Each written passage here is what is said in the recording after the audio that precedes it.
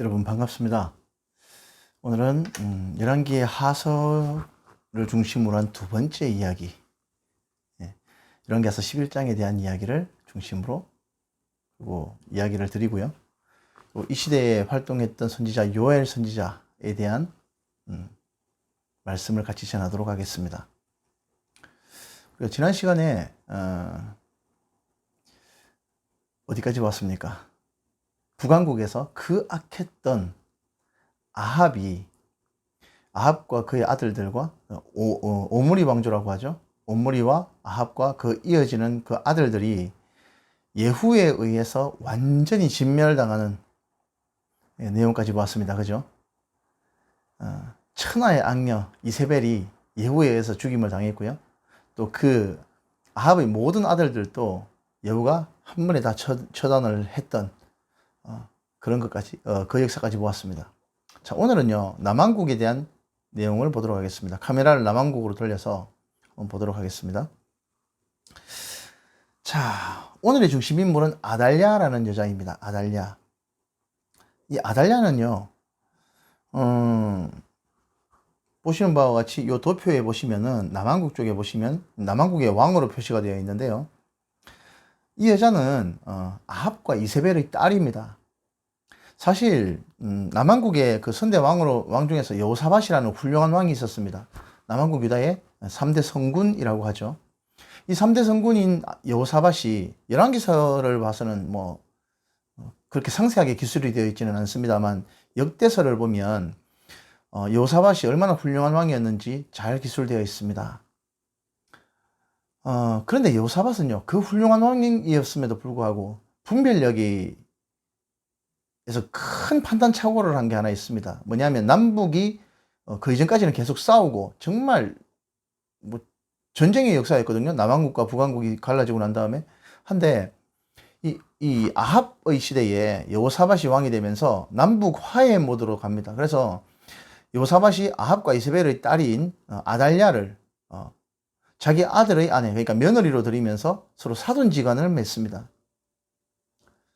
이게 얼마나 큰 불행을 가지고 오게 될지 오늘 보도록 하겠습니다.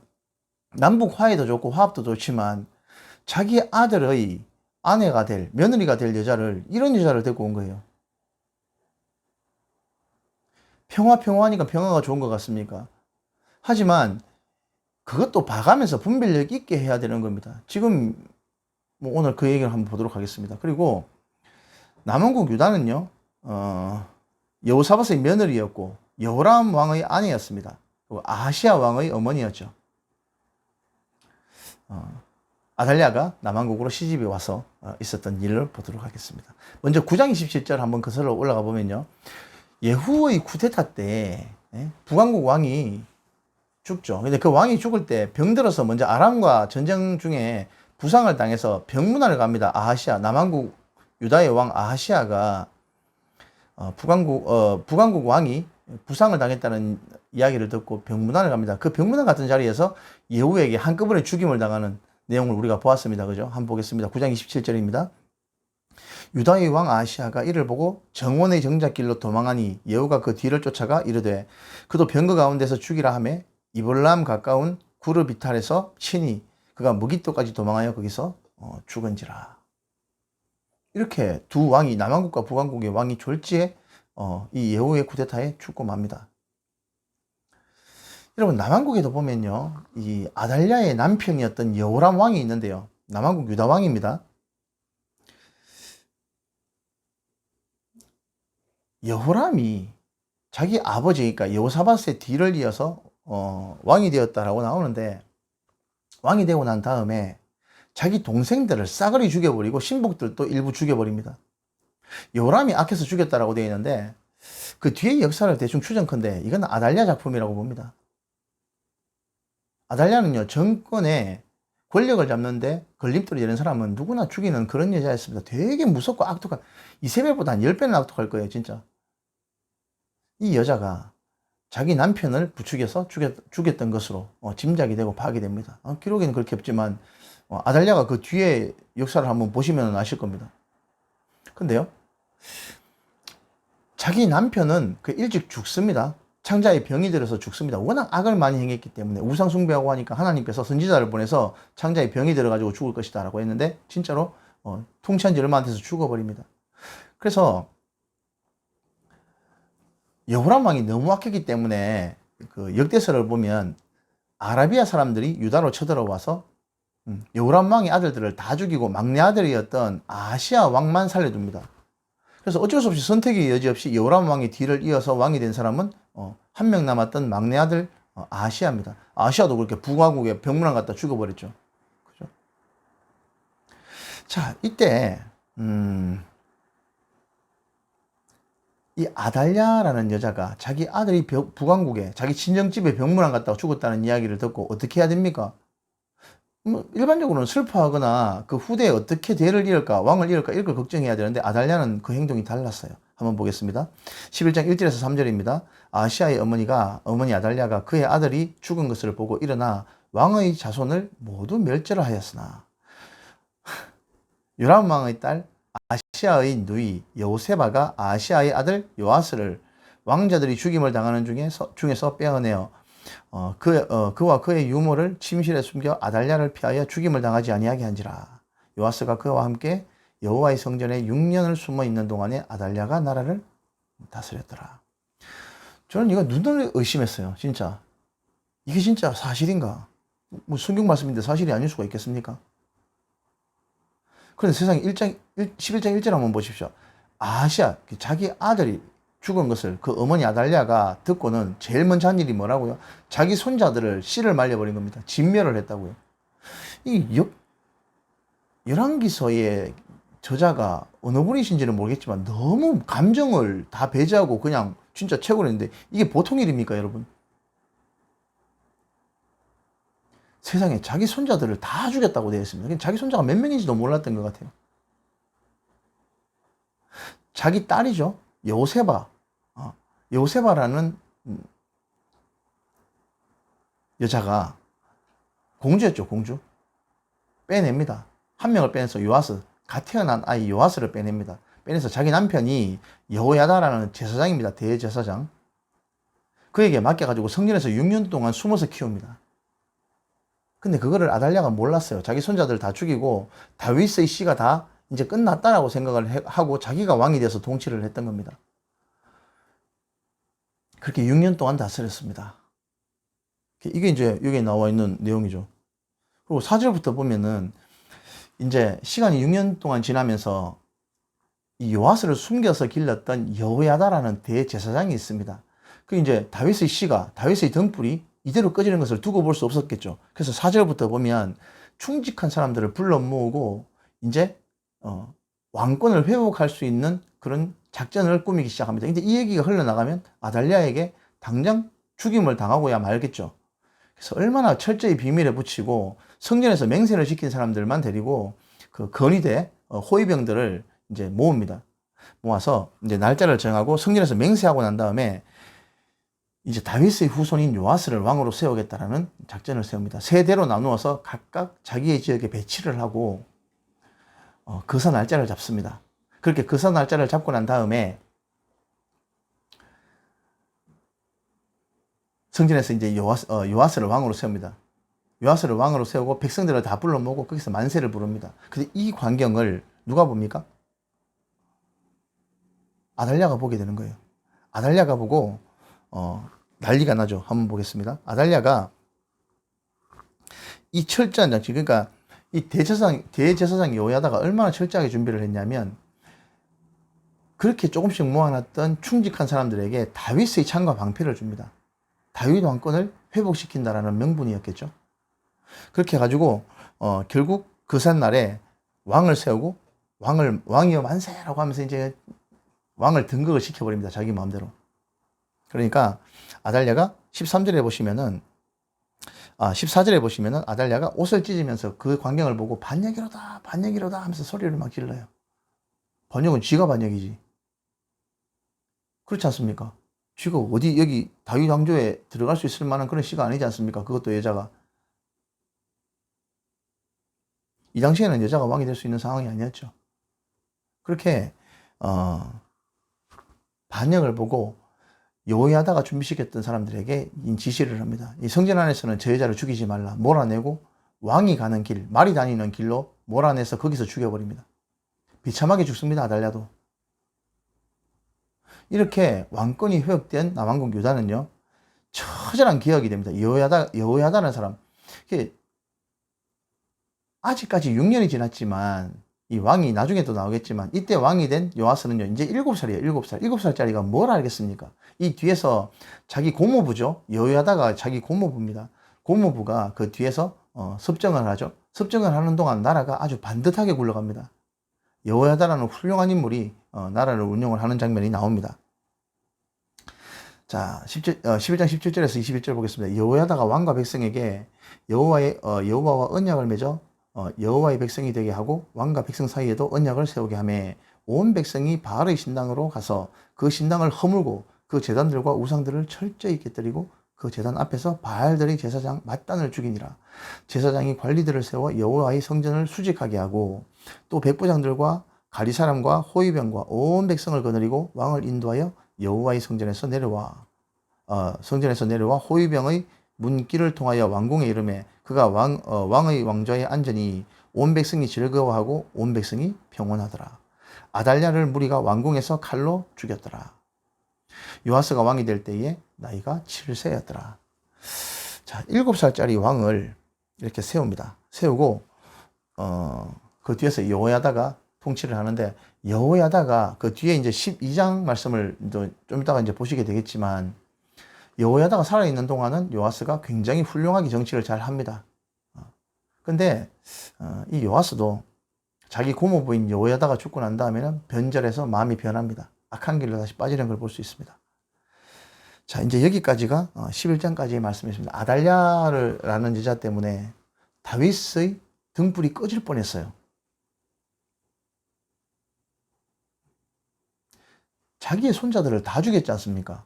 그리고 이 요아스도 살아있는 줄 몰랐습니다. 풍전등화였습니다. 그런데 하나님께서 다윗에게 약속했던 그 약속을 기억하셔서 요아스라는 왕을 한 명 뒤로 빼내가지고 그 뒤를 이을 수 있도록 은혜를 베풀어 주셨던 내용이 우리가 보았던 11장의 내용이라고 볼 수 있습니다. 자, 여기까지 보고 11장 끝에 여러분들 성경책에 번지지 않는 펜으로 이렇게 쓰십시오. 요엘 선지자 시대라고 기록을 해놓으면 좋을 것 같습니다. 메모지에 써놔가지고는 아무 소용 없습니다. 성경에다가 이게 옆에 여백에다가 갈로로 요엘 선지자, 요엘서라고 이제 기록을 해놓으시고 다음에 성경을 읽을 때는 이렇게 요엘 선지자서를 찾아가가지고 읽으시면 순서상 맞습니다. 지금 우리가 가진 성경이요, 11개 상서까지는 순서대로 쭉 읽어보시면 됩니다. 그런데 문제는 뭐냐면, 시가서는 뭐 그때 따로 읽어도 상관은 없는 책이기 때문에 전혀 흐름에 방해가 되지 않는 책이기 때문에 괜찮은데, 문제는 11개 하서부터 들어가 있는 역사 속에 중간중간에 선지서들이 들어간다는 얘기입니다. 여기서 내비게이션처럼 지도를 제대로 찾아가지 못하면 이때부터 무슨 내용인지 한 개도 모릅니다. 장담컨대 한 개도 모릅니다. 그래서 성경을 백독했다는 분도, 저는 순서대로 지금 우리가 가지고 있는 성경의 순서대로 백독을 읽었다고 하면 저분이 내용을 알고 읽었나 모르고 읽었나 확신이 안 서는 거예요. 지금 우리가 가지고 있는 성경의 순서대로 읽어가지고는 역사 순서에 한 개도 안 맞거든요. 자, 우리는 역사의 순서대로 읽을 겁니다. 자, 먼저 요엘서. 원래 요엘 선지자, 제가 한 17년 전쯤에 성경 공부를 시작할 때는요, 제일 먼저 나왔던 선지서는요, 요엘서가 아니라 요나서부터 배웠습니다. 요나서. 13장 끝에 요나서부터 배웠는데, 지금은 역사적인 고정으로 봤을 때 요엘서가 가장 먼저 나오는 것으로 그렇게 보고 있는 것이 일반적입니다. 자, 이제 요엘서로 가보겠습니다. 구약 성경 요엘서. 자, 요엘서의 개요를 한번 볼까요? 요엘 선지자가 이 시대에 아달랴가 통치하고 요아스가 왕으로 등극할 이쯤에 활동했던 선지자라고 보고 있습니다. 사실 요엘 선지자는요, 언제 활동했는 선지자인지, 어느 시대에 누구를 보고, 남한국을 보고 얘기했는지 북한국을 보고 얘기했는지 명확하지 않습니다. 하지만 지금은 남한국에 대해서 예언을 말씀한 그런 내용이라고 보고 있습니다. 자, 우리가 이 선지서를 볼 때 그 내용과 개요에 대한 흐름을 잘 봐야 됩니다. 먼저 제가 한 가지씩 말씀드리겠습니다. 요엘서부터 먼저 개요를 보면요, 1장 1절에 보면 제목이 나오죠. 그리고 1장 2절부터 진짜 내용이 나오는데요. 굉장히 큰 환란이 이미 싸그리 닥치고 지나간 다음에 내용이라고 기술되고 있습니다. 이미 이 유다 왕국에 큰 재난이 한번 닥치고 휘몰아치고 지나간 겁니다. 그래서 사람들이 완전히 허허벌판에 굉장한 기근 속에 빠져 있는 상태에서 이 말씀이 전해진 것이죠. 어떤 재난이었는지가 설명이 되고 있고요. 그 다음에 2장 18절에서 27절까지의 말씀은 백성들의 소원을 들으시는, 이 위기 속에서 소원을 들으시는 하나님, 그 내용이 쭉 기술되어 있고, 나머지는 먼 훗날에 대한 예언을 쭉 하고 있습니다. 여러분, 우리가 지금부터 예언서를 보게 될 건데요. 예언서는요, 예언이라고 하면 예언자 이러면 뭐 미래 일을 막 우리가 예언을 하고 앞으로 무슨 일이 일어날 것이다. 뭐 예전에 보면은 역사가 노스트라다무스가 했던 예언이다 개사코 막 이런 거 들어보셨습니까? 밀레니엄 시대가 되기 이전에 지구가 멸망할 것이다. 뭐 이런 예언. 뭐 그런 걸 사람들이 예언이라고 생각을 하는데요. 점쟁이한테 가가지고 보면은 딸랑딸랑 방울을 늘면서 하는 예언. 그런 걸 예언이라고 생각하는데 성경에서 말하는 예언은 그런 걸 말하는 게 아닙니다, 여러분. 맡을 예자, 하나님께서 들려주시는 이야기를 백성들에게 전하는 사람을 예언이라고 합니다. 하나님의 말씀을 맡은 자가 하나님의 말씀을 전하는 것. 그럼 대부분 뭐냐 하면은 우리가 레위기를 통해서 이스라엘 백성과 하나님과의 약속을 맺었던 부분 기억하십니까? 오경에서 레위기가 이스라엘 백성과 하나님과의 언약을 맺은 언약서라고 말씀드렸죠. 그 언약을 지키겠다고 이스라엘 백성들이 약속을 했지 않습니까? 그런데 역사는 어떻습니까? 엉망진창으로 안 지킵니다. 이럴 때는 어떻습니까? 하나님께서 너희들 계속 이렇게 약속대로라면 하나님께서 그때 약속했던 저주를 내려도 당연한 겁니다. 아무 말 못해요. 하지만 복은 주셨지만 저주를 내리고 징계를 하시기 이전에는 하나님께서 미리 선지자를 보내서 경고의 말씀, 회초리를 때리기 이전에 너 이렇게 하면 진짜 큰일 난다. 이걸 경고 말씀을 해주시는 거예요. 그것이 예언서입니다. 자, 예언서는요, 한번 보시면 이렇습니다. 예언서, 앞으로 보실 여러분들의 예언서는 이런 패턴으로 진행되고 있다는 것을 감안해서 보십시오. 자, 이런데요. 책망, 권면, 위로, 소망. 이런 흐름으로 예언서가 항상 기록되어 있습니다. 책망을 합니다. 너희들 이거 잘못했어. 이거 잘못됐지. 이렇게 하면 하나님과 약속을 어기는 거야. 라고 책망을 합니다. 너가 뭘 잘못했는지 구구절절하게 지적을 하고 설명을 해주시는 장면이 나오죠. 그 다음에는 권면합니다. 그러니까 너희들 이렇게 하면 안 돼. 이 악한 길에서 돌아와야 돼. 마음을 찢고 옷을 찢지 말고 마음을 찢으라. 그리고 너희가 하는 그 악한 행위에서 벗어나라고 권면을 합니다. 권면을 하고 난 다음에 그러면 이런 징계를 내렸지만 하나님께서 회복시켜 주실 거야. 라고 위로를 하고요. 완전히 너희들이 만약 그런 징계를 받고 나면 이렇게 처절하게 징계를 받을 것이고 징계를 받지만 그게 끝이 아니야. 하나님께서 너희들을 회복시켜 주실 거야. 너희들이 고치면. 그래서 다시 말해서 하나님께서 주시는 이 처절한 징계는 결론이 아니라 과정이라는 것을 보여주는 것입니다. 자, 다시 한번 보여드릴게요. 책망, 권면, 위로, 소망. 이게 뒤에 나오는 모든 신지서의 같은 패턴으로 이루어집니다. 이사야서나 예레미야서 같은 책은요, 이 책망, 권면, 위로, 소망이라는 것이 책 안에서 계속 반복되는 것을 볼 수 있습니다. 제가 나중에도 설명을 드릴게요. 하지만 오늘 요엘서, 뒤에 보시면은 아모스서, 이런 책들은요, 한 번의 패턴으로 거의 끝납니다. 짧은 책이라. 소선지서다 보니까 책의 내용이 짧습니다. 그러다 보니까 한 번의 패턴으로 끝납니다. 근데 오늘 이 요엘서는요, 책망은 보이지 않아요.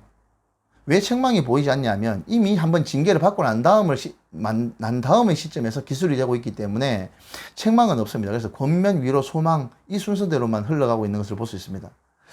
우리가 앞으로 볼 예언서에도 보면요, 책망이 없는 책이 딱 2개가 나와요. 그게 오늘 보고 있는 지금 이 요엘서와 스가랴서 이 2가지가 책망이 안 나와요. 책망이. 권면과 위로와 소망만 나오는 책입니다. 그 이유는 나중에 스가랴서는 스가랴서에 가서 설명을 할 것이고 오늘 요엘서는요, 이미 한번 징계가 있고 난 다음의 시점에서 기록되고 있기 때문입니다. 나머지 뒤에 이어지는 책들은요, 징계가 내려지기 이전에 경고의 말씀, 그러니까 너희들 이거 잘못하고 있어라는 지적, 죄를 지적하는 장면, 그리고 그러니까 이렇게 하면 안 돼. 만약에 계속 이런 식으로 한다면 너희들이 큰 벌을 받을 거야. 그 다음에 벌을 받았지만 너희들 낙심하지 마라. 하나님께서 너희들을 기억하고 계신다라는 위로가 있고요. 그 다음에 하나님께서 그렇게 회복시켜 주실 것이다 라는 소망의 패턴으로 계속 흘러갑니다. 이 패턴을 잘 기억하시면 뒤에 읽어질 이 긴 선지서들도 어렵지 않게 이해할 수 있다는 것을 여러분들에게 설명을 드리는 겁니다. 아시겠죠? 자, 요엘서에 들어가 보겠습니다. 먼저 요엘서 1장 2절에서 4절까지 말씀 보겠습니다. 늙은 자들아 너희는 이것들을 들을지어다. 땅의 모든 주민들아 너희는 귀를 기울일지어다. 너희의 날에나 너희 조상들의 날에 이런 일이 있었느냐. 너희는 이 일을 너희 자녀에게 말하고 너희 자녀는 자기 자녀에게 말하고 그 자녀는 후세에 말할 것이니라. 팥죽이가 남긴 것은 메뚜기가 먹고 메뚜기가 남긴 것은 너치가 먹고 너치가 남긴 것은 황충이 먹었도다. 먹었도다. 과거형입니다, 여러분. 그러니까 이런 징계가 일어났다라는 얘기죠. 그래서 지금 굉장히 전 국토가 초토화되어 있는 것입니다. 초토화되어 있는 상태에서 봐라. 너희 그 늙은 자들아 한번 들어봐봐라. 주민들아 한번 귀를 기울여봐라. 너희 조상의 날이나 전대나 후대에 이런 일이 있었냐? 라고 말을 먼저 꺼내시는 겁니다. 사실 이때는요. 나라의 경제적으로나 정치적으로나 외교적으로 굉장히 부강한 상태였습니다. 남한국 유다나 북한국이나. 잘 사니까 사람들이 교만해가지고 하나님을 다 떠나고 하는 신용만 하는 거예요. 하나님께서는요. 하는 신용 다 집어치우고 진심으로 나한테 돌아오라라는 얘기를 계속해서 촉구하는 것이 지금 이 선지서들입니다. 또 한 가지 여기서 분명히 말씀드릴 것은요. 우리가 열왕기서나 역대서를 보면요. 왕들의 이야기를 중심으로 기술하고 있습니다. 하지만 그 당시 백성들의 삶과 백성들이 하나님에 대한 태도는 우리가 알 방법이 없어요. 그것은 이런 선지서를 통해서 확인을 하는 것이 제일 빠른 방법입니다. 왕들에 대한 잘잘못을 지적하고 징계를 하고 그 사람들이 어떤 벌을 받는지는 우리가 열왕기서를 통해서 볼 수는 있습니다. 하지만 그건 왕들의 삶이고 이 시대를 살아가고 있는 당시 이 시대를 살아가고 있는 백성들은 어떤 행태로 하나님을 믿고 섬겼고 하나님 앞에 바른 행동을 가졌는지 그렇지 못했는지는 선지서를 봐야지 알 수 있는 겁니다. 지금은요 백성들이 하나님 앞에 하는 신용만 하고 종교 행사만 있었지 실질적으로 마음을 다해서 온전히 레위기에서 하나님이 바랐던 마음을 다하고 성품을 다하고 힘을 다해서 하나님을 사랑하는 그런 행태는 전혀 없었다는 얘기입니다. 그래서 하나님께서 이미 매로 치셨죠. 그 매로 치신 것이 뭡니까? 팥중이, 메뚜기, 너치, 황충 이런 것들을 무수하게 보내가지고 음식이라는 음식 새파란 건 다 먹어치는 거예요. 한번 볼까요? 메뚜기 한번 보겠습니다. 이게 메뚜기입니다, 여러분. 메뚜기 한두 마리야 우리가 밟아버리면 다 죽는 거죠. 근데 이 정도 메뚜기가 날라오면 사람이 감당이 안 돼요. 죽이면 농약 치고 뭐 이렇게 하면 된다 하겠지만 그 당시 감당할 수 없는 것들을 하나님께서 보내신 겁니다. 자, 이거 한번 보십시오. 이 메뚜기입니다. 요즘 찍었던 메뚜기. 이거보다 훨씬 많았겠죠, 뭐 사실. 사람이 감당할 수 없었으니까. 자, 이거 보십시오. 밑에도 보면 새파란 건 하나도 없죠. 요게 메뚜기를 확대한 겁니다. 이 메뚜기를 보고 이 뒤에 이어지는 성경은 뭐라고 그랬냐면 다른 한 민족이라고 표현을 하고 있습니다. 메뚜기, 너치, 황충, 팥중 이런 건 다른 한 민족이라고 표현을 하고 있는 거예요. 이 민족은요, 이빨이 사자의 이빨 같다. 그리고 어금니는 암사자의 어금니 같도다. 뭐뭐 같다라고 하면 원관념은 그러니까 암사자의 이빨 같다라는 것은 암사자가 아니라는 얘기죠. 우리도 그렇잖아요. 인형 만들어 놓고 난 다음에 와, 니 진짜 사람 같다 이렇게 얘기하죠. 그럼 사람이 아니란 얘기예요. 그죠? 우리가 수영을 잘하는 사람에게 뭐라 그럽니까? 야, 니 진짜 물개 같다 이러죠. 그럼 사람이 물개는 아니지 않습니까? 그렇게 표현을 하는 겁니다. 지금 여기도 마찬가지로 사자의 이빨 같다. 그리고 암사자의 어금니 같다. 메뚜기가 그렇게 갉아먹는다는 얘기입니다. 음식이라는 음식은 다 갉아 없애버린다는 거죠. 이런 재난이면요. 곡식이나 식량이 없기 때문에 사람들이 큰 고통 속에 빠지는 겁니다. 자, 1장 5절에서 7절입니다. 취하는 자들아 너희는 깨어 울지어다. 포도주를 마시는 자들아 너희는 울지어다. 이는 단 포도주가 너희 입에서 끊어졌음이니 다른 한 민족이 내 땅에 올라왔음이로다. 그들은 강하고 수가 많으며 그 이빨은 사자의 이빨 같고 어금니는 암사자의 어금니 같도다. 그들이 내 포도나무를 멸하며 내 모가나무를 긁어 말갛게 벗겨버리니 그 모든 가지가 하얗게 되었도다. 이 농사 얘기하는 겁니다. 때로는 이걸 비유한답시고 팥중이, 메뚜기, 너치, 황충, 이게 팥중이는 아수르를 말한다. 메뚜기는 뭐 바벨론을 의미한다. 뭐뭐를 의미한다. 뭐뭐를 의미한다. 이런 식으로 막 갖다 붙이는데요. 아닙니다. 지금은 실질적으로 진짜 이런 곤충들이 와가지고 모든 음식을 다 갉아먹어서 사람들이 먹을 게 없다라는 겁니다. 그 상황을 설명하는 겁니다. 그걸 한 민족이라고 표현을 하고 있는 거예요. 뭐 대신학자인 제롬조차도 이걸 갖다가 아수르, 바벨론, 헬라, 로마라고 표현을 합니다. 이 팥중이, 메뚜기, 너치, 황충 이걸 갖다가. 근데 지금 그 얘기하는 게 아니지 않습니까? 농사 얘기하고 있는 건데요. 먹는 음식 얘기하고 있는 거예요, 지금. 그대로 읽으시면 됩니다. 자, 2장 12절에서 14절 보겠습니다. 여호와의 말씀에 너희는 이제라도 금식하고 울며 애통하고 마음을 다하여 내게로 돌아오라 하셨나니 너희는 옷을 찢지 말고 마음을 찢고 너희 하나님 여호와께로 돌아올지어다. 그는 은혜로우시며 자비로우시며 노하기를 더디하시며 인애가 크시사 뜻을 돌이켜 재앙을 내리지 아니하시나니 주께서 혹시 마음과 뜻을 돌이키시고 그 뒤에 복을 내리사 너희 하나님 여호와께 소제와 전제를 드리게 하지 아니하실는지 누가 알겠느냐.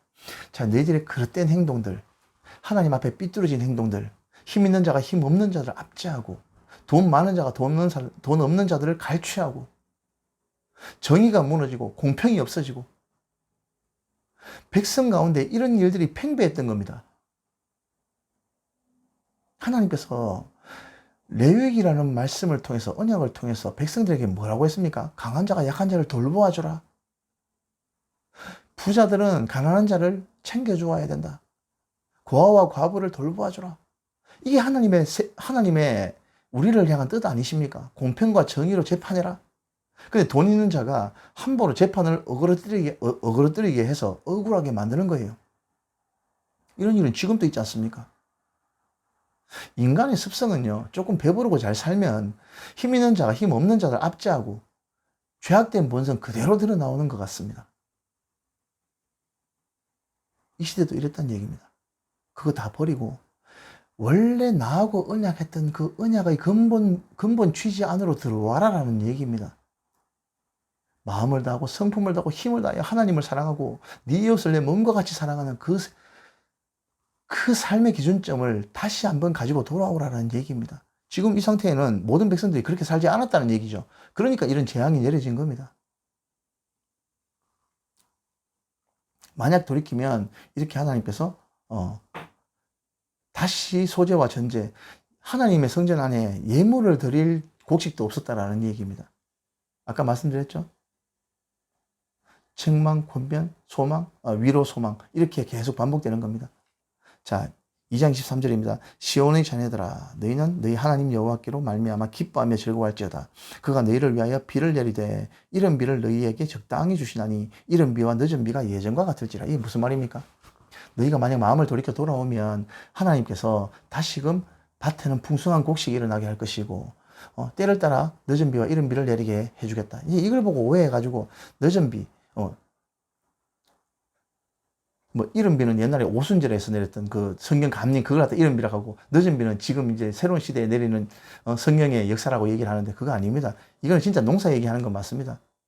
늦은 비는 이른 비와 늦은 비, 이른 비와 늦은 비를 적당하게 주시겠다고 했는데 이른 비는 봄에 오는 가을에 오는 비가 이른 비입니다. 우리하고는 달력이 달라요. 그리고 이스라엘은요 주 곡식이 밀과 보리입니다. 밀과 보리는요 가을에 파종을 해서 봄에 거둡니다.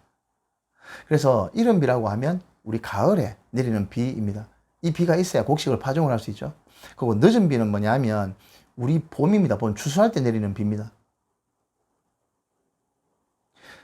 때를 따라 이른 비와 늦은 비가 하나님께서 우리에게 내려주실 것이라고 하는 것은 뭡니까? 풍요로운 곡식을 다시금 너에게 주실 것이다. 지금처럼 이 어려운 시기도 다 잊혀질 것이다 라는 것을 주시는 희망 섞인 소망입니다. 소망. 위로와 소망을 주시는 거예요. 뭐 어떻게 하면?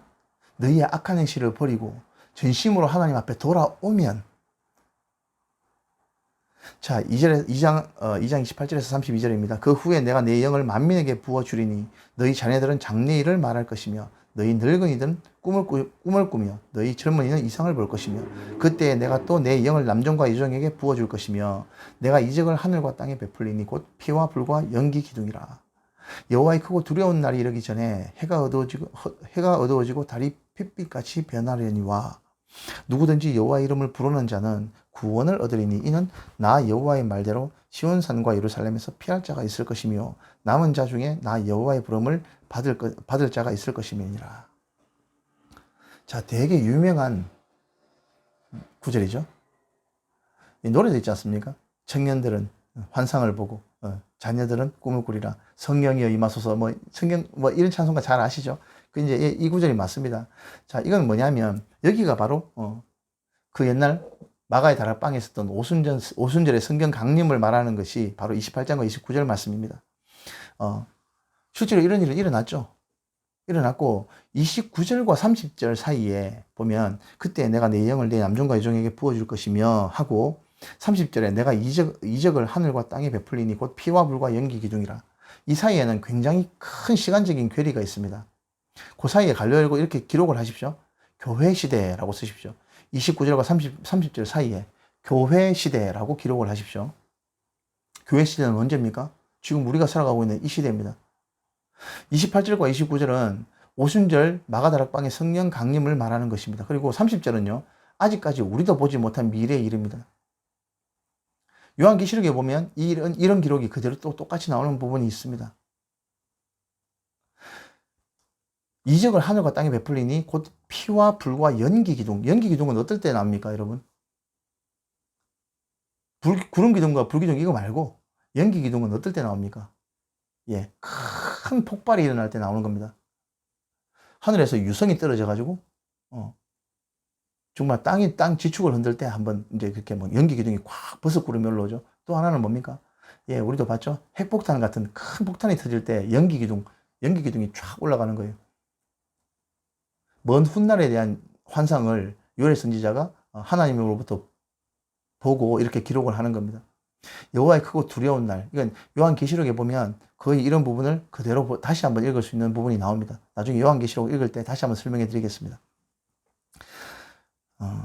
한 번 더 볼까요? 그 후대의 일이라는 것을 보여주는 단편이 또 나오죠. 3장 13절입니다. 너희는 낫을 쓰라. 곡식이 익었도다. 와서 밟을지어다. 포도주 틀이 가득 차고 포도주 독이 넘치니 그들의 악이 큼이니라. 포도주 얘기하고 곡식 얘기하다가 갑자기 그들의 악이 크다는 얘기는 왜 나옵니까? 이게 뭐냐면 훗날 심판의 날에 이렇게 악인들이 포도주에 즙틀을 바르는 것처럼 밟혀가지고 피가 이렇게 쏟아질 것을 말하는 겁니다. 볼까요? 이게 보면 이거 똑같은 이걸 갖다가 그대로 연상시키는 구절이 요한계시록인데 한번 찾아보겠습니다. 요한계시록 14장 14절입니다. 요한계시록 14장 14절에서 20절까지의 말씀 한번 보겠습니다. 여기 13절 말씀을 보시고 난 다음에 한번 볼게요. 14절입니다. 요한계시록. 또 내가 보니 흰 구름이 있고 구름 위에 인자와 같은 이가 앉으셨는데 그 머리에는 금 면류관이 있고 그 손에는 예리한 낫을 가졌더라. 또 다른 천사가 성전으로부터 나와 구름 위에 앉은 이를 향하여 큰 음성으로 와서 이르되 당신의 낫을 휘둘러 거두소서. 땅의 곡식이 다 익어 거둘 때가 이르렀음이니이다 하니 구름 위에 앉으신 이가 낫을 땅에 휘두르매 땅의 곡식이 거두어지리라. 또 다른 천사가 하늘에 있는 성전에서 나오는데 역시 예리한 낫을 가졌더라. 또 불을 다스리는 다른 천사가 제단으로부터 나와 예리한 낫 가진 자를 향하여 큰 음성으로 불러 이르되 내 예리한 낫을 휘둘러 땅의 포도송이를 거두라. 그 포도가 익었느니라 하더라. 천사가 낫을 땅에 휘둘러 땅의 포도를 거두어 하나님의 진노의 큰 포도주 틀에 던짐에 성 밖에서 그 틀이 밟히니 틀에서 피가 나서 말 굴레까지 닿았고 1600 스타디온에 퍼졌더라. 그렇죠? 요한계시록에 바로 이것이 실현되는 부분이 요한계시록에 그대로 기록된 부분 여러분 보이시죠? 요엘 선지자는 그 훗날을 보고 이렇게 예언을 했던 겁니다. 자, 이렇게 이스라엘의 유다 백성의 현대의 죄악상들을 보면서 너희들 한번 징계가 떨어졌습니다. 떨어지고 너희들 돌이키지 않으면 다시 한번 이런 징계가 또 올 거야 라는 얘기가 2절에도 계속 나오고 있죠. 그러고 난 다음에 너희가 징계를 받았지만 너희가 돌이키고 나중에 이것을 뉘우치게 되면 하나님께서 너희들 이대로 버려두지 않을 거야 라는 얘기를 합니다. 위로를 해주시죠. 위로를 해주고 나중에 소망을 줍니다. 나중에 이렇게 너희를 회복시켜 줄 것이다 라는 소망이 나오는데 이것이 바로 3장 16절에서 21절까지의 말씀입니다. 여호와께서 시온에서 부르짖고 예루살렘에서 목소리를 내리시니 하늘과 땅이 진동하리로다. 그러나 여호와께서 그의 백성의 피난처 이스라엘 자손의 산성이 되시리로다. 그런즉 너희가 나는 내 성산 시온에 사는 너희 하나님 여호와인 줄을 알 것이라. 예루살렘이 거룩하리니 다시는 이방 사람이 그 가운데로 통행하지 못하리로다. 그 날의 산들이 단 포도주를 떨어뜨릴 것이며 작은 산들이 젖을 흘릴 것이며 유다 모든 시내가 물을 흘릴 것이며 여호와의 성전에서 샘이 흘러나와서 시딤 골짜기에 되리라. 그러나 애굽은 황무지가 되겠고 에돔은 황무한 들이 되리니 이는 그들이 유다 자손에게 포악을 행하여 무지한 피를 그 땅에서 흘렸음이니라. 유다는 영원히 있겠고 예루살렘은 대대로 있으리라. 내가 전에는 그들이 피 흘림 당한 것을 갚아주지 아니하였거니와 이제는 갚아주리니 이는 여호와께서 시온에 거하십니다. 자, 이것이 나중에 하나님께서 이스라엘을 그대로 회복시켜 주시겠다라는 소망을 이렇게 기록하고 있는 것입니다. 말씀드렸죠? 선지자들이 나오는 것은 왜 나온다고요? 예. 당시 백성들이 하나님과 약속을 한 그 언약을 어겼기 때문에 먼저 징계를 하는 겁니다. 책망을 하는 것이죠. 그리고 징계를 하고 권면하고 그리고 소망을 주시는 그 반복된 패턴입니다. 그 징계를 지금은 이미 내려졌기 때문에 그 뒤에 패턴으로 이어지는 것이에요. 이걸 잘 알아야 예언서가 이해가 됩니다. 읽으면서 이게 뭐 소망 부분인지 아니면 징계 부분인지 권면 부분인지 이걸 모르고 읽으면요. 이게 무슨 내용인지 하나님께서 뭐 징계를 주겠다 화를 막 내시는 것 같다가 갑자기 내가 너를 어떻게 잊겠느냐 내가 너를 어떻게 잊어버리겠느냐 이사야서 보면 그런 내용 많이 나오죠. 그러고 난 다음에 너희를 다 회복시켜 주겠다고 방금 앞에 장에는 화를 내시고 너희를 다 징계하겠다 이 나쁜 놈들 하면서 그렇게 하나님께 진노하셨다가 갑자기 권면해 주시고 위로해 주시고 소망을 주시고 막 이렇게 되니까 사람들이 정신을 못 차리는 거예요. 무슨 내용인지 모르고 그냥 억지로 힘을 다해서 읽어 나가는 거죠. 여러분 예언서는요 이 패턴이 반복되는 겁니다. 잘못하기 때문에 그 잘못을 지적받고요 책망받고 징계받습니다. 그 다음에 어떻게 됩니까? 위로해 주십니다. 너가 이렇지만 내가 너희를 완전히 버리지는 않을 거야. 왜냐하면 이건 과정이기 때문에. 그리고 소망을 주십니다. 너희가 돌이켜 돌아오면 내가 다시금 회복시켜 주겠다라는 것을 소망으로 주시는 것이 예언서의 패턴입니다. 요엘서는요 왜 이걸 갖다가 지금 이 시점에서 읽느냐 11장 끝에 읽느냐 하면 우리가 1장 말씀에 읽었던 이미 받았던 징계 아시죠? 팥종이가 먹은 것을 메뚜기가 먹었고 메뚜기가 먹다 남은 것을 너치가 먹었고 너치가 먹은 것을 황충이 먹어가지고 먹을 꼭지가 한 개도 없는 상태예요. 이런 징계가 언제 떨어졌느냐라는 것을 고정을 해보니까 이 아달랴라는 악독한 여왕이 다스렸던 6년 7세 사이에 일어났을 것이다 라고 하는 것이 일반적인 견해입니다. 근데 이것도 개운치는 않아요. 하지만 이때 말고는 역사적으로 봤을 때 어느 시대에 이런 징계가 일어났는지 확인할 길이 없는 겁니다. 그래서 역사학자들이나 신학자들이 지금 이 1장, 요엘서의 1장에 나와 있는 이 징계가 아달랴가 다스렸던 6년 통치 기간이 일어났을 것이다 라고 보는 견해입니다. 그래서 우리가 요엘서를 선지서 중에서 가장 먼저 공부를 하고 있는 겁니다. 우리가 먼 훗날의 내용까지 요엘 선지자를 통해서 보았습니다. 예언서에 대해서 우리가 앞으로 계속 볼 건데요. 여러분들 이 점을 잘 명심하십시오. 열왕기서와 역대서를 보면서 우리는 누구를 중심으로 봅니까? 예, 당시 이스라엘과 남한국과 북한국의 왕들의 삶과 왕들의 태도에 대한 평가와 그들의 징계와 그들의 행태를 보는 것에 중심이 맞춰져 있습니다. 하지만 그 열왕기서와 역대서를 봐가지고는 백성들이 어떻게 했는지는 하나도 알 수가 있는 방법이 없어요.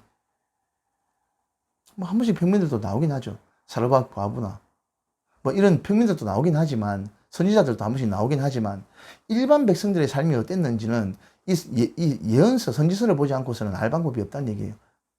백성들의 행태를 하나님께서 꾸짖는 장면에서 백성들이 얼마나 악했는지가 나오는 거예요. 예언서를 보면요 인간이 얼마나 악한 존재인지 우리가 알 수 있습니다. 하나님께서 이걸 지적하고 고발하는 내용을 보면서 인간이 얼마나 악한 존재인지를 우리는 다시 한번 깨달을 수가 있는 겁니다.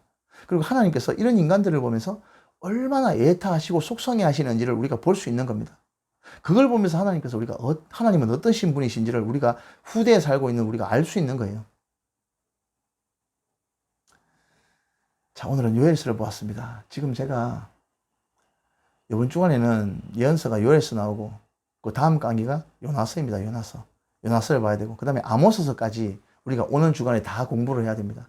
그러다 보니까 강의를 3편으로 녹화를 해야 되기 때문에 지금 새벽 2시입니다. 그러다 보니까 제가 목소리를 크게도 못하고 감정을 진짜 최대한 절제해서 하다 보니까 우리가 공부했던 11장의 내용과 요엘서가 잘 전달이 됐는지 조금 걱정스러운 부분이 있습니다. 하지만요, 모르는 거 있으면 질문을 하셔야 됩니다. 모르는 상태로 넘어가시면 안 돼요. 저한테 문자를 주십시오. 여러분들 제 전화번호 다 가지고 계시잖아요. 저한테 문자로 주시든지 전화를 주셔가지고 물어보세요. 저도 뭐 일상 중에 바쁠 수 있으니까 문자로 질문을 주시는 분들이 간혹 있는데 제가 성심성의껏 답변을 달아드립니다. 모르고 넘어가시면 안 돼요. 이해가 안 되면 물어보셔야 됩니다. 그렇게 하면서 하나님의 심정, 사람을 향한 하나님의 심정이 어떠신지를 우리가 잘 깨닫고, 그래서 하나님 앞에 우리가 바르게 갖춰야 될 마음의 자세와 가짐을 바로 깨닫고 바로 하나님 앞에 바로 설 수 있는 겁니다. 그래야 하나님께서 기뻐하시는 백성으로 살아갈 수 있는 겁니다. 교회 좀 다닌다고? 이때도 교회는 잘 다녔고요. 허구헌날 성전에서 제사는 드렸습니다. 하지만 하는 짓은 가진 자가 가지지 못한 자, 힘 없는 자가 힘 있는 자가 힘 없는 자를 압제하는 것은 더욱 점점 심해지는 그런 시기였습니다. 우리는 이 점을 깨닫고 선지서를 바로 보고 하나님의 심정을 바로 알 수 있는 정말 복된 시간이 될 수 있기를 바랍니다. 오늘 강의 여기까지 하도록 하겠습니다. 예, 수고하셨습니다.